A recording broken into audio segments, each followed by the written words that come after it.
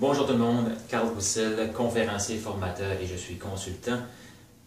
Tous les sphères de mon entreprise sont pour développer le potentiel humain.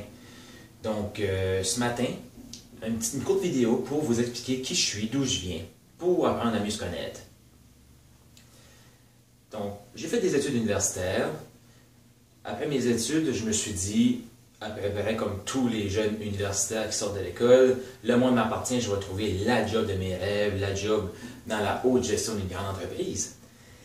Mais ça n'a pas été du tout comme ça. J'ai passé une année au chômage, à me chercher, passer des entrevues, me faire dire que j'étais une bonne personne, mais que je n'avais pas d'expérience. Donc, pas d'expérience, mais oui, mais j'ai jamais travaillé. Donc, qui va me donner ma première expérience?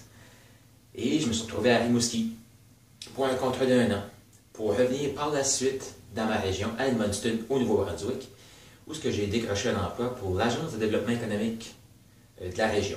Donc, je me suis dit, enfin, voilà ma vraie job. Parce que c'est une organisation de 34 ans d'expérience, d'existence. Donc, à ce moment-là, j'ai remplacé un congé de maternité. Et ça a été vraiment l'emploi qui a changé ma vie. Il y a eu 2 événements déclencheurs. Donc, je vais vous raconter ces 2 événements déclencheurs-là et pourquoi j'ai fait ce que j'ai fait et comment je les ai faits. Ça va se retrouver en détail dans les autres vidéos parce que je pourrais vous parler pendant des heures. Donc, je commence mon emploi, tout le monde me dit emploi de développement économique, il faut que tu parles aux gens, il faut que tu intéresses des entreprises, les différents paliers du gouvernement, les différents partenaires qui se trouvent autour de cette agence-là. Donc, je me dis parfait, c'est pour moi. Et mes collègues m'avaient donné un conseil. Ils m'avaient dit, le patron, s'il parle, ça veut dire qu'il y a quelque chose qui ne va pas. Mais s'il ne parle pas, ça veut dire que tout va bien. Je me dis, parfait. Et dans 6 mois, j'avais mon augmentation de salaire et ma permanence, parce que j'étais en probation pendant 6 mois. Je me dis, parfait. Donc, je travaille dans cette agence-là pendant 6 mois et j'entends rien parler. Donc, je me dis, je vais aller voir mon patron pour lui demander l'évaluation après 6 mois pour premièrement, avoir ma permanence, mais surtout avoir mon augmentation de salaire. Parce que cette augmentation de salaire-là, j'avais déjà des plans dans ma tête pour l'avoir. Donc, je vais cogner à sa porte. Mais j'avais tout calculé mes choses. Je m'avais dit, nous autres, on avait notre chèque de paye aux 2 semaines. Donc, dans ma tête, je me disais, je vais y aller avant que la prochaine paye soit faite pour avoir 2 semaines complètes d'augmentation. Parce que dans ma tête, c'était acquis. Donc, je cogne à la porte, le patron me dit, on se revoit dans 3 jours parce qu'il faut que je prépare tout ça. Donc, le vendredi, il arrive dans mon bureau, il me regarde, il me dit, Carl, voici ton évaluation, on a un problème. Je dis, on a un problème. Ça fait 6 mois. Je ne comprends pas, c'est quoi le problème? Donc, je dis, OK, c'est quoi le problème? Je me suis dit, ça ne doit pas être si grave que ça. Et, il me dit, Carl, tu es une personne froide, difficile d'approche, tu n'es pas proactif et tu fais preuve d'aucune initiative. Je me dis, OK, on a un sérieux problème. Et comme vous pouvez vous l'imaginer, ça a été dur. Je l'ai pris durement. Je me suis dit, OK, vraiment, on a vraiment un problème. Je projette ça. Et je ne sais pas si vous vous souvenez, mais je vous ai dit que je travaillais en développement économique. Donc, les relations interpersonnelles très, très, très importantes. Je me suis dit, parfait, qu'est-ce que je fais? À ce moment-là, j'avais 3 choix. Je me suis dit, j'ai le choix de m'écrouler et rester là, ma vie est finie. Je me suis dit, non, cette option-là, elle n'est pas valable. J'avais le choix aussi de dire, et parce qu'à l'époque, je pensais beaucoup comme ça. Je vais vous parler des responsabilisations de soi, parce que j'y crois vraiment dans une prochaine vidéo. Mais à ce moment-là, j'étais vraiment, je cherchais toujours des causes externes à moi. Donc, j'avais le choix de dire, ben, c'est lui qui a tort. Moi, j'agis comme je suis, puis c'est pas vrai que je suis comme ça. Ou dire, ben, c'est lui qui a raison. Donc, j'ai passé la fin de semaine, c'était le vendredi, donc j'ai passé la fin de semaine à réfléchir à ça. Et le lundi matin, je suis arrivé au bureau, je me suis dit, il a raison, c'est moi qui ai tort. Mais il a raison pour une chose, c'est ça que je projetais. À cette époque-là, c'est ce que je projetais.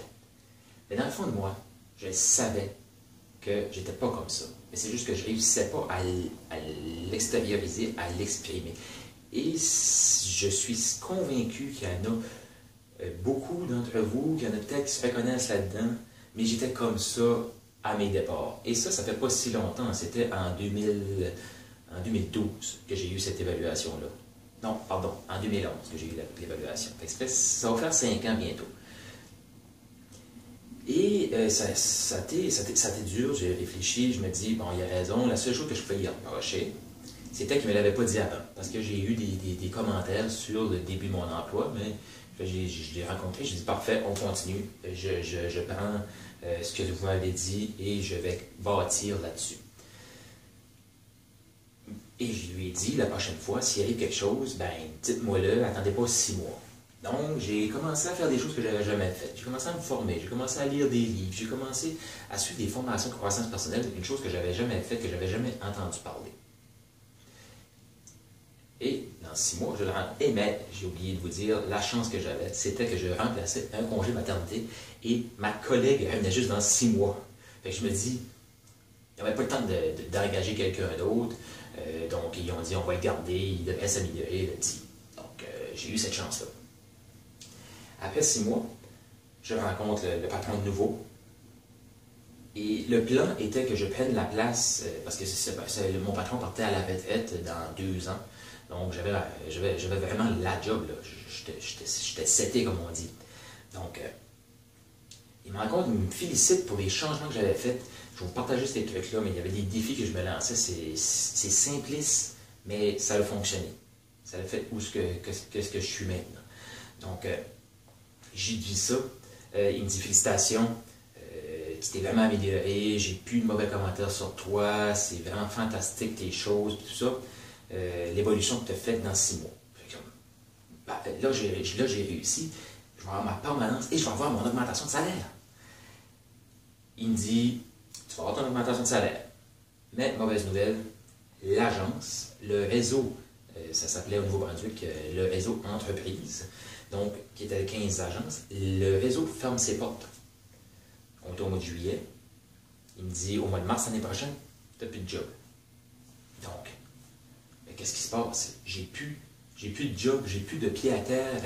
J'ai une hypothèque, j'ai des factures à payer, mais qu'est-ce que je fais? Donc, je dis, OK, c'est correct. À ce moment-là, je me dis encore, j'ai 3 choix.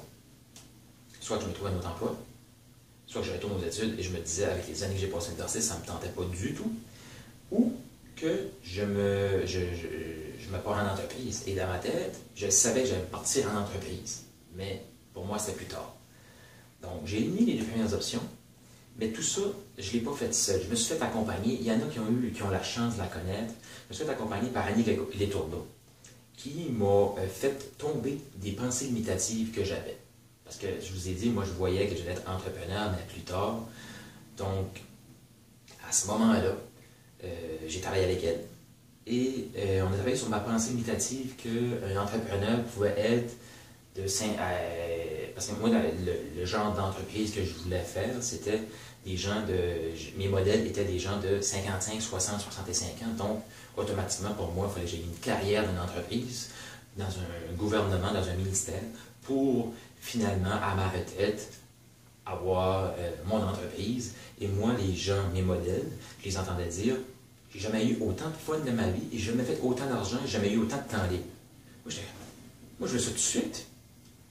Bon, le temps libre, je mets beaucoup de temps dans mon entreprise, mais je travaille depuis 28 ans, depuis que j'ai 28 ans. Donc, ça fait quelques années que je ne travaille plus parce que je me dis, j'aime tellement ce que je fais, je suis passionné par ce que je fais, donc pour moi, c'est plus du travail, je m'amuse à chaque jour. Donc, je fais de l'amusement professionnel. Donc, c'est ce que je fais. On a travaillé sur ma pensée méditative, puis j'ai réalisé en disant, ben, je peux partir de mon entreprise maintenant. Non, je n'ai pas l'expérience de quelqu'un de 55, 60 ans, mais j'ai mon bagage à moi, et le bagage, le cadre seul, ben, c'est possible de le transmettre. Oui, c'est possible de le transmettre. Donc, je me suis lancé. Mais pourquoi je me suis lancé, et pourquoi j'ai décidé de me prendre en main, et pourquoi j'ai développé une passion pour l'intelligence financière, c'est que j'ai eu 3 gros échecs. Avant de partir, pas des échecs, mais des épreuves. Avant de terminer à l'université, j'avais un stage qui a été coupé 2 semaines avant mon stage. Donc, si je n'avais pas mon stage, j'avais pas mon papier. Parce que dans ce temps-là, mon papier était très important. Donc, j'avais pas mon diplôme pour ma maîtrise. Donc, je me suis dit, OK, là, je suis à la merci d'un employeur. j'ai eu 1 an de chômage, donc j'étais à la merci de quelqu'un qui m'embauche pour mes services, pour échanger mon temps contre de l'argent. Par la suite, je me suis trouvé un contrat dans la région du Bas-Saint-Laurent, à Rimouski, un contrat d'1 an, donc j'étais encore à la merci d'un contrat qui terminait. J'entre dans une agence de développement économique que je me dis, bon, là c'est correct, je suis seté ici, je vais dire comme on dit ici, je suis seté, donc ma vie, je peux la mettre du pilote automatique, je me réveille à 55, 60 ans, parce que j'ai fait ma carrière là, puis tout ça. Ben ça, j'ai rien contre des gens qui le font. Moi, c'est bien que je le voyais, puis en dedans de moi, je sentais que c'était pas pour moi, mais je me disais, autour de moi, c'est ça qu'ils me disent de faire, fait que c'est ça que je vais faire. Je me questionnerai pas, je vais faire ce qu'ils me disent. Un autre principe que je vais développer dans mes prochaines vidéos.